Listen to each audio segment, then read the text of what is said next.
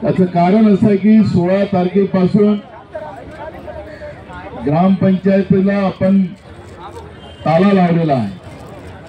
राज्यातलं झोपी गेलेलं सरकार, झोपीचं सोंग केलेलं सरकार हे तुमचं ऐकत नाही आणि म्हणून या सरकारच्या कानाखाली, मारायला नाही म्हणणार मी, पण तुम्ही त्यांच्या कानाखाली इथं आवाज पोहोचवा म्हणून तुम्ही आज आझाद मैदानावर सरकारवर मोर्चा घेऊन आलात, त्याबद्दल तुमचं मनापासून स्वागत करतो आहे।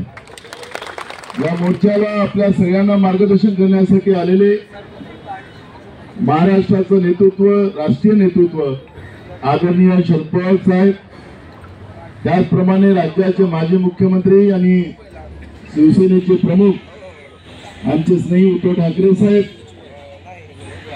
त्याचप्रमाणे आदरणीय खासदार संजय राऊत साहेब, आदरणीय खासदार अरविंद सावंत साहेब, आपल्या सरपंच संघटनेचे अध्यक्ष, त्यांचे सगळे सहकारी, चांद्यापासून बांद्यापर्यंत आलेल्या सगळ्या गावागावातून आलेले सरपंच आणि सरपंची आमच्या भगिनी, या निमित्तानं जे काही मुद्दे आपल्या संघटनेच्या अध्यक्षांनी या ठिकाणी उपस्थित केले, आपल्याला लक्षात असेल की जेव्हा राज्यामध्ये फडणवीसांचं सरकार होतं 14 ते 19च्या काळात, त्याच वेळेस आपल्या ग्रामपंचायतीने किती लाखाचे काम करावी तो GR काढलेला होता।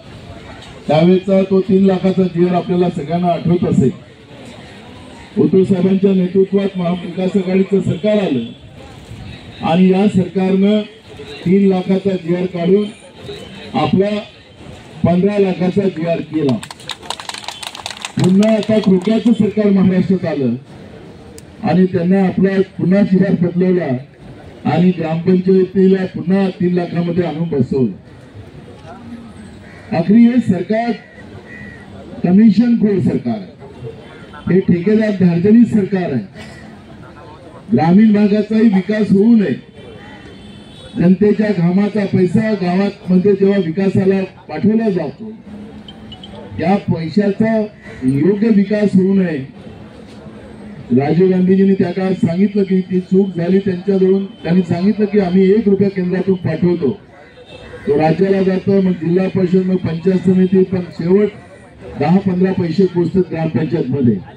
आणि म्हणून राजीव गांधीजींनी त्या काळात निर्णय घेतला, शरद पवार साहेब त्या मंत्रिमंडळात होते त्यावेळेस निर्णय घेतला आणि सरळ 1 रुपया गावात गेला पाहिजे अशा पद्धतीची भूमिका घेतली आणि तिथूनच मग ग्रामपंचायतच्या विकासाची खरी सुरुवात झाली। आज आपण पाहतो की या विकासाला आळा घालणारी ही सरकार राज्यात बसल्यानंतर आपण विशेष करून ज्या काही मागण्या सरपंचांच्या या ठिकाणी केलेल्या आहेत, आमचं पगार नाही म्हणत, त्याला मानधन म्हणतात सरपंच साहेब, ते मानधन आहे।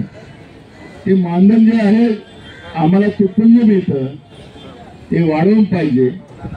जसं सरकार रोज महागाई वाढवते तसं आमच्याही मानधनामध्ये वाढ झाली पाहिजे, ही मागणी रास्त आहे। कारण की तालुक्याच्या ठिकाणी कामाला जावं लागतं, जिल्ह्याच्या ठिकाणी कामाला जावं लागतं, लोकांचे प्रश्न गावाच्या विकासासाठी। आज डिझेल पेट्रोल ज्या पद्धतीनं महागडं झालं तर तुमचं जे मानधन आहे ते नाम मात्र आहे, आपल्याच घरून आपल्या